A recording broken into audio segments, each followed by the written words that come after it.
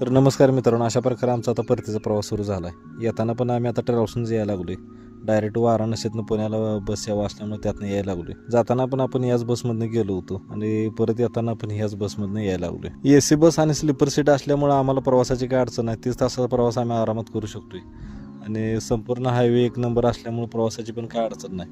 समृद्धी महामार्गावरून आता सध्याला आम्ही प्रवास करायला लागलो आहे. आम्ही आता समृद्धी महामार्गावरून प्रवास करायला लागलो होतो आणि ह्या बोगद्याजवळ येऊन आम्ही थांबलो आहे. कारण भैया ट्रॅव्हल्सवाल्यांची दुसरी बस जी पुण्यातनं वाराणसीला निघाली होती ती बस बंद पडल्या. त्यामुळे ड्रायव्हर लोक थांबून त्या बसची जरा विचारपूस करायला लागलीत आणि भैया ट्रॅव्हल्सवाल्यांचा हे प्रॉब्लेमच झाला आहे. कारण मागच्या वेळेला पण आम्ही ज्या बसमधनं वाराणसीला गेलो होतो ती बस पण बंद पडली. त्यामुळे आम्हाला 5-6 तास लेट झालो पोचायला आणि आज परत त्यांचीच बस ही दुसऱ्यांदा बस बंद पडल्या.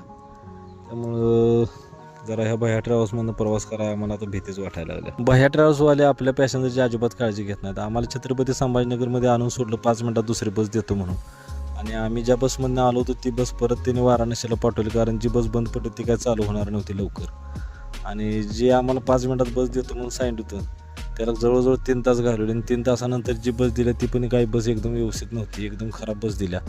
त्यामुळं तुम्ही जर भैया ट्रॅव्हल्सने प्रवास करणार असला तर जरा विचार करून करा. कारण भैया ट्रॅव्हल्सवाल्यांची सर्व्हिस अजिबात चांगली नाही. मी 2 वेळा अनुभव घेतला, दोन्ही वेळा त्यांचा अनुभव एकदम वाईट आला.